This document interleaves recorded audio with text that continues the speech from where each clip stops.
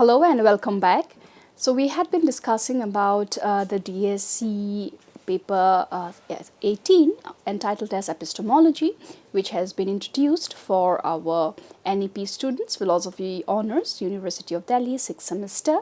We have been discussing the various sources, the connection, the interconnection of knowledge. We have just about studied or discussed the connection between a priori and empirical knowledge, and now we are continuing with the trail of connection between idealism and introspective knowledge. We had already defined idealism and introspective knowledge, and the connection we had seen that in idealism emphasizes the mind as the foundation of reality, making introspection essential for understanding existence and ultimate truths. Now, the idealism and introspective knowledge, the core belief is that idealism, on the one hand, the external world is either dependent on the mind or structured by it. Introspective knowledge, on the other hand, states that self-awareness and subjective experiences are central to gaining knowledge. You can see that in the table which is being displayed now. The connection, we see that idealism often argues that introspection reveals the underlying mental structures or spiritual truths that define reality. Further, with examples, if we see idealism of Berkeley's that objects exist only as perceptions in the mind, Kant's claim that space and time are mental constructs. Introspective knowledge, on the other hand, reflection on concepts like the self, I think therefore I am, or emotions, why do I feel this way? The connection, as we see introspective insights, example, the nature of the self, align with idealist views that emphasize inner experience over external observation. Under the role in knowledge, again, we see that for idealism, it views the mind as the origin of all knowledge and reality. Introspective knowledge, on the other hand, allows direct access to the workings of the mind and consciousness. The connection, we see that introspection provides the foundation for understanding the mind-dependent nature of reality as proposed by idealist philosophers or philosophies. The other aspect of philosophical emphasis under idealism, self-consciousness and the inner workings of the mind is central to understanding the world. Introspective knowledge, understanding personal experience and universal truths through self-reflection. Connection, philosophers like Hegel use introspection to explore self-consciousness as a key to grasping reality and the absolute. Critiques. Idealism can lead to solipsism or neglect of the external world. Introspective knowledge can become subjective and prone to biasness, self-deception, or limited perspectives. The connection is that both overemphasizes on introspection in idealism may downplay the role of empirical or social knowledge, risking isolation from shared realities. So we see that the key thinkers under idealism have been Berkeley, Kant, Hegel, the Indian Vedantic philosophers, example Shankaracharya. On the introspective knowledge, we have Descartes, Cogito, phenomenologists like Husserl and others. Connection, we see that philosophers like Kant and Hegel integrate introspection into idealism, using it to explore the structure of consciousness and the nature of reality.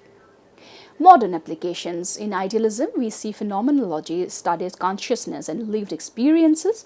Under introspective knowledge, psychology and cognitive sciences use introspection to understand mental states and processes.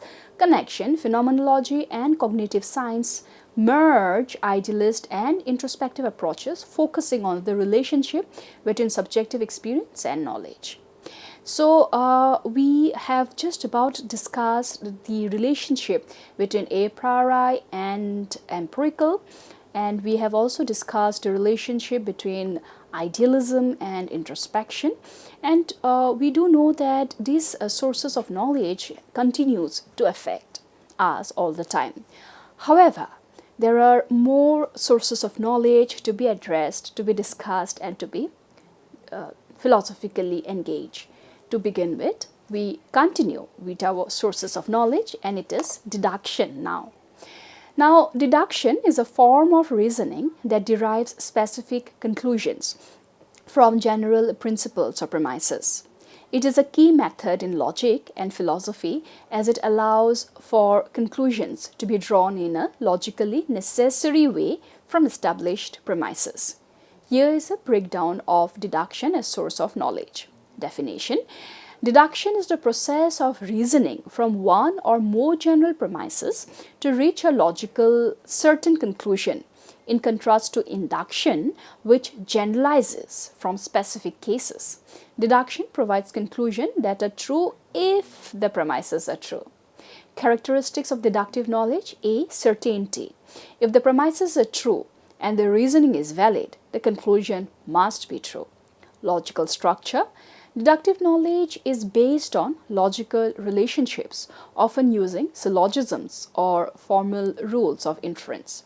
A priori nature: deduction is often considered a priori knowledge because it does not rely on sensory experience but instead on reason and established premises. Now, what are the key types of deductive reasoning? The first is syllogism. A deductive argument with two premises followed by a conclusion. Example: all men are mortal, Socrates is a man, therefore Socrates is mortal. Mathematical proofs: in mathematics, deductive reasoning is used to provide theorems from axioms or previously established theorems. Example: premise A: if A is B and B is C, then A is C. Conclusion: if A is 3 and B is 3, then A is C. So these are the various types of deductive reasoning where we have just about picked up from syllogism and mathematical proofs. There is also the other proof, which is called as the formal logic, where one uses rules of inference to derive conclusions from premises. For example, modus ponens. Now, what is this modus ponens? Modus ponens is a type of deductive reasoning which is a part of formal logic, and it states that premise 1, if P then Q, premise 2, P, therefore conclusion is Q. So, we see that the philosophical context of deduction can be seen in rationalism.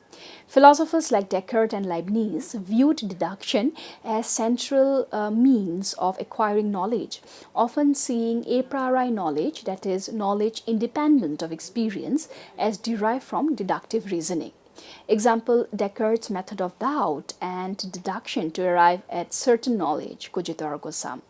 Idealism: for idealist philosophers, deduction can reveal truths about the nature of reality, especially regarding the mind's role in constituting the world. Example: Hegel's dialectical method uses deduction to explore the development of ideas and reality over time. While empiricists like Locke and Hume emphasized experience as the base of knowledge, they acknowledge that deductive reasoning plays an important role in organizing and making sense of sensory data. In Hume's work, deduction is used to discuss causality, even though empirical evidence is needed to support the general principles.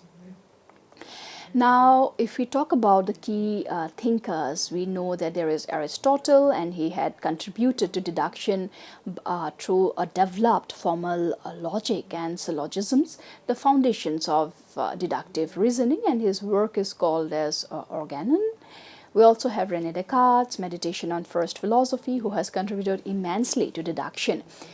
We further have Immanuel Kant, the critic of pure reason, who has explored the role of deduction in understanding the structure of knowledge and human perception. We have Hegel, we have the Science of Logic of Hegel, where he has contributed to deduction and has applied dialectical deduction to explore the development of reality and ideas. Leibniz, with his discourse on physics, he has emphasized the role of deductive reasoning in metaphysical knowledge, viewing it as central to uncovering the truths of the world. J.S. Mill, A System of Logic, he discussed deductive reasoning in the context of scientific and empirical methods.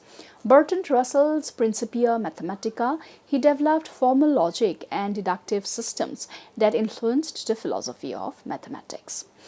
So we do see that there have been various philosophers, both from the various schools, who have contributed immensely to deductive knowledge.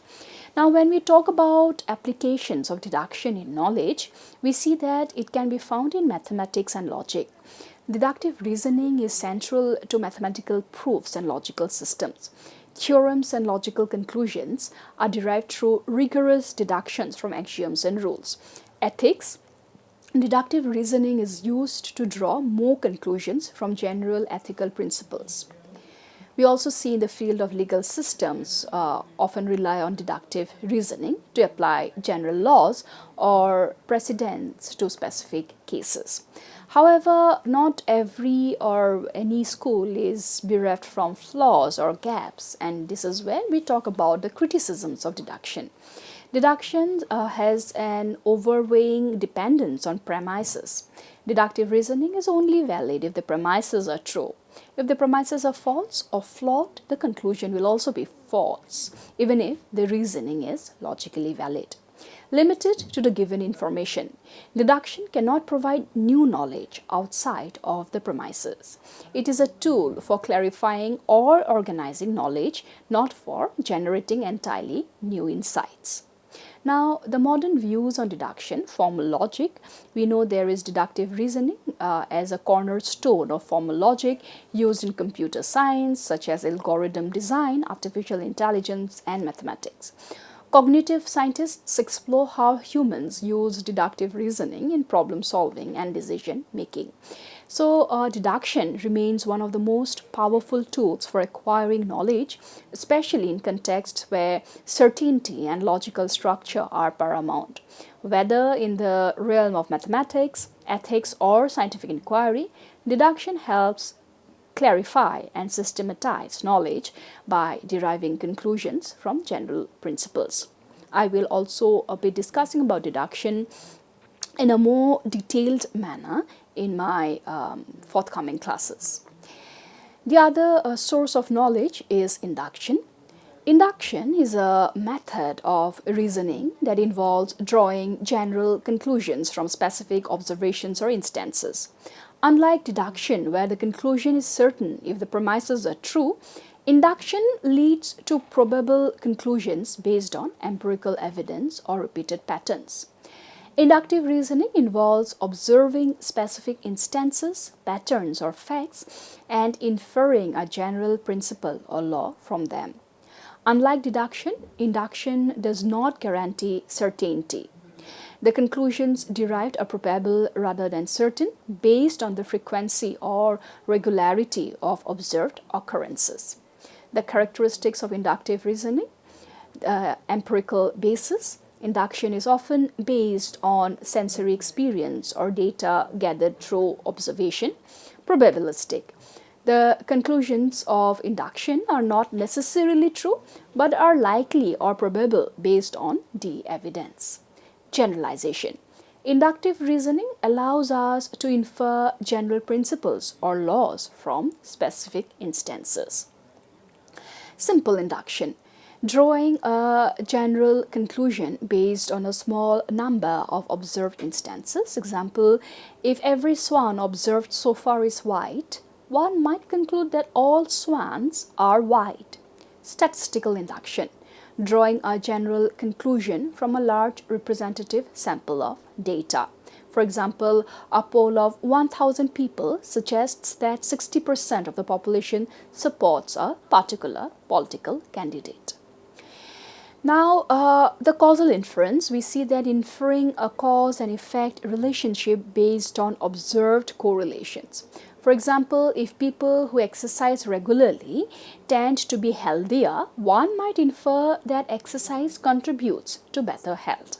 Analogical reasoning, making comparisons between two similar things and inferring that what is true for one is likely to be true for the other. Example, if two substances behave similarly in one context, one might infer that they will behave similarly in another context. Now, we see that the philosophical context of induction in empiricism, The inductive reasoning is central to empirical tradition, which emphasizes knowledge derived from sensory experience and observation. Empiricists like Locke and Hume argued that all knowledge comes from experience, and induction is a primary method for acquiring general knowledge. We also know Hume's problem of induction under the empiricist banner. David Hume famously criticized induction, arguing that inductive reasoning cannot be logically justified. He pointed out that just because something has always occurred in the past does not guarantee it will continue to occur in the future. This problem challenges the reliability of inductive knowledge. Now, in the context of scientific method, induction plays a key role where hypotheses are formed from observations and predictions are made based on general patterns. However, scientific knowledge remains open to revision as new evidence is gathered. Pragmatism, we see philosophers like Peirce and William James took a practical view of induction, seeing it as a method that works well in practice, even if its logical justification is uncertain. Now, again, in terms of various thinkers and texts on induction, if we see the slide, we notice that key thinkers like Aristotle has contributed immensely to induction with his work Posterior Analytics, where he had introduced the idea of inductive reasoning as a way of moving from particulars to universal principles. David Hume, with his work and inquiry concerning human understanding, he has contributed to induction, where he has argued that induction cannot be logically justified, highlighting the problem of inductive inferences. G.S. Mill's work, A System of Logic, talks about the developed methods of induction and emphasized its use in scientific investigation, especially in causal reasoning. Karl Popper works The Logic of Scientific Discovery. Contribution to induction is that it critiqued induction as a method for justifying scientific theories and proposed falsifiability as the hallmark of scientific knowledge. We have Peirce with his works The Fixation of Belief. He has contributed to induction by proposing pragmatic justifications for inductive reasoning, emphasizing its practical success in discovering truth. We also have William James' works on pragmatism, where he has contributed to induction by supporting induction as an effective tool for gaining knowledge in everyday life, emphasizing its usefulness over strict logical foundations. Immanuel Kant's works Critique of Pure Reason, he has contributed to induction by discussing the limits of induction in terms of human cognition, arguing that some a priori categories are required for induction. So we see that the applications of inductive knowledge can vary. To begin with, we have science and experimentation, where inductive reasoning is fundamental to scientific method. Researchers observe patterns, formulate hypotheses, and then inductively derive general laws from experimental results. Example, the theory of gravity was formulated inductively after observing that objects always fall towards the earth. Application of induction knowledge in the field of medicine and health, we see that induction is used in medical research to identify patterns in health outcomes based on observed data from clinical studies. In the field of social sciences, inductive methods are frequently used in sociology, psychology, and economics to draw conclusions about human behavior from observational data. In the field of, and if we are to give some examples, surveys and ethnographic studies use inductive reasoning to generalize about societal trends or cultural practices. Daily decision making. In everyday life, people use induction to make decisions based on previous experiences. If a person finds a specific route is always faster, they may generalize that the same route will always be the quickest. Now, let us see what are some of the criticisms of induction. We see there is the problem of justification, where Hume's problem of induction highlights that there is no logical guarantee that the future will resemble the past. Even if a pattern has been observed many times, it may not hold in the future. There is also the criticism levied against induction is inductive leap. Inductive reasoning involves an element of uncertainty or an inductive leap, where conclusions may be drawn from limited data. This leap can lead to incorrect generalizations or overgeneralizations. Biasness and confirmation. Inductive reasoning can be influenced by cognitive biases such as confirmation biases, where people notice and remember evidence that supports their existing beliefs and ignore contradictory evidences. Modern views on induction. The Bayesian inference. Modern approaches to induction, particularly in statistics and artificial intelligence, often use Bayesian methods which provide a probabilistic framework for updating beliefs based on new evidence. Machine learning. In AI, inductive reasoning is used to build models and make predictions based on data. Algorithms often infer general rules or patterns from large data sheets through inductive processes. In philosophy of science, philosophers like Popper and Lakatos have critiqued induction in favor of falsification, arguing that scientific knowledge progresses through testing and rejecting hypotheses rather than just observing and generalizing. Induction is a powerful tool for acquiring knowledge, especially in empirical disciplines like science, medicines, and social sciences. While it provides generalizable insights, its conclusions are inherently uncertain and its reliability is limited by the data available and the potential for cognitive biases. Nonetheless, induction remains an essential method for understanding the world and drawing conclusions from experience. Now, we also would like to discuss the third source of knowledge besides deduction and induction, and that is abduction.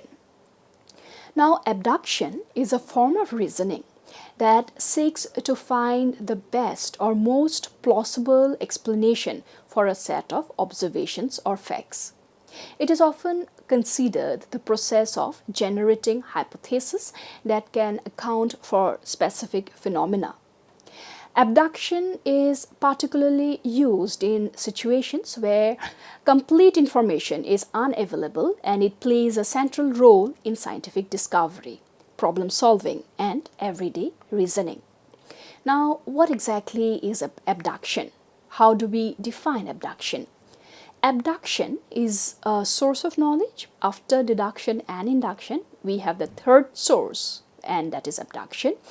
It is a reasoning process that starts with an incomplete set of observations and seeks the most likely or plausible explanation for those observations. Unlike deduction, which guarantees certainty, or induction, which generalizes from repeated observations, abduction produces hypotheses that are reasonable but not certain.